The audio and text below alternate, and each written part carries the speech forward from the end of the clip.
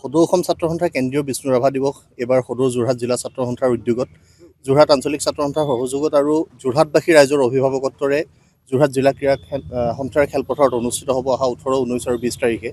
আজি তাৰে খবৰ ল'বৰ কাৰণে ইয়াত আহি উপস্থিত হৈছোঁহি আৰু ৰাইজৰ অভিভাৱকত্বৰে সদৌ যোৰহাট জিলা ছাত্ৰ সন্থাই খুব পৰিকল্পিতভাৱে অনুষ্ঠানটো অনুষ্ঠিত কৰিবৰ কাৰণে আগবাঢ়ি গৈছে। আমি যোৰহাটবাসী ৰাইজৰ উপস্থিতি অংশগ্ৰহণ গোটেইকেইটা কাৰ্যসূচীতে আমি পুনৰবাৰ সদৌ অসম ছাত্ৰ সন্থাৰ তৰফৰ পৰা আমি কামনা কৰিছোঁ, তেওঁলোকক নিমন্ত্ৰণ জনাইছোঁ আৰু অসমৰ বিভিন্ন প্ৰান্তৰ পৰা ইয়াত আহি লোক সমবেত হ'ব, বিভিন্ন ধৰণৰ অনুষ্ঠান হ'ব, বিভিন্ন প্ৰতিযোগিতা হ'ব ছাত্ৰ ছাত্ৰীসকলৰ মাজত। গোটেই বিষয়সূচীসমূহ যাতে আমি পৰিকল্পিতভাৱে আগবঢ়াই লৈ যাব পাৰোঁ আৰু অনুষ্ঠানটো যাতে সাফল্যমণ্ডিত হয় তাৰ বাবে আমি সকলো ৰাইজৰ ওচৰত সেৱা জনাইছোঁ আৰু ছাত্ৰ সন্থাৰ কৰ্মীসকলে যি প্ৰচেষ্টা অব্যাহত ৰাখিছে, অভ্যৰ্থনা সমিতিৰ বিষয়ববীয়াসকলে যিধৰণে সহযোগিতা আগবঢ়াইছে, এই সহযোগিতাক লৈ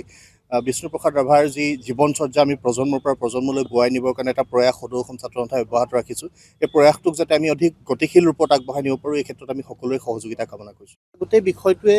যিধৰণে আগবাঢ়ি গৈ আছে, আচলতে মানুহক দেখা মাত্ৰকে গুলিয়াবলৈ নিৰ্দেশ দিব লগা এটা পৰিৱেশ অসমৰ গৃহ বিভাগৰ ব্যৰ্থতাতে হৈছে আৰু গৃহ বিভাগৰ কণ্ট্ৰল নোহোৱাৰ বাবে, গৃহ বিভাগে গোটেই বিষয়সমূহ নিয়ন্ত্ৰণ কৰিব নোৱাৰাৰ বাবে আচলতে গোটেই বিষয়সমূহ হৈছে আৰু এনেকুৱা ধৰণৰ পৰিৱেশ অসমত কোনেও বিচৰা নাই। আমি শান্তি সম্প্ৰীতিৰে সকলোৰে মাজত ঐক্য ভাতৃত্ববোধৰ মাজেৰে জীয়াই থাকিব খোজা এখন অসম আৰু অসমৰ মাটিত এনেকুৱা এটা পৰিৱেশ অনাকাংক্ষিত গোটেই বিষয়বস্তুসমূহ দূৰ কৰিবৰ কাৰণে চৰকাৰে দৃঢ়ৰ পৰা দৃঢ় পদক্ষেপ ল'ব লাগে আৰু যিসকলে এনেকুৱা ধৰণৰ অপ্ৰীতিকৰ ঘটনা সংঘটিত কৰি ৰাইজক বিভ্ৰান্ত কৰিব খুজিছে সেইসকল লোকেও সম্প্ৰীতিৰে গোটেই জীৱন যাত্ৰা আগবঢ়াই নিবৰ কাৰণে প্ৰয়াস কৰা উচিত। বাংলাদেশী বিতৰণ সন্দৰ্ভত ইতিমধ্যে কেন্দ্ৰীয় চৰকাৰৰ নিৰ্দেশত এটা ব্যৱস্থাৱলী সমগ্ৰ ভাৰতবৰ্ষতে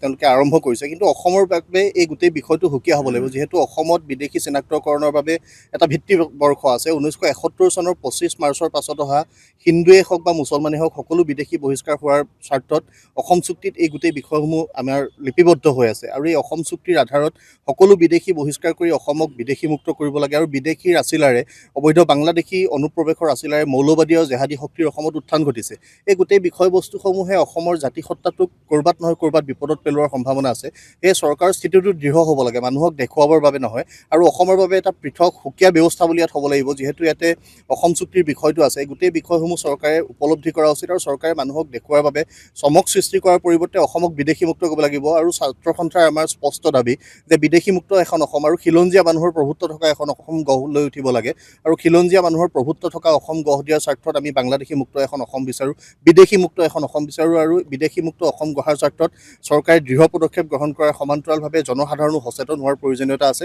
এই গোটেই বিষয়সমূহ যাতে জাতিটোৰ ৰক্ষাৰ ক্ষেত্ৰত আমি কামত অহাকৈ আগবঢ়াই নিব পাৰোঁ, এই ক্ষেত্ৰত সকলোকে আগভাগ ল'বৰ কাৰণে আমি সদৌ অসম ছাত্ৰ সন্থাই আহ্বান জনাইছোঁ আৰু ছাত্ৰ সন্থাৰ স্পষ্ট মত যে আমাৰ অসমখন বিদেশীমুক্ত হ'ব লাগিব, বাংলাদেশীমুক্ত হ'ব লাগিব, কোনো মৌলবাদী শক্তিৰ যাতে উত্থান ঘটিব নোৱাৰে তেনেকুৱা এটা পৰিৱেশ অসমৰ মাটিত আমি সকলোৱে গঢ় দি তুলিব লাগিব।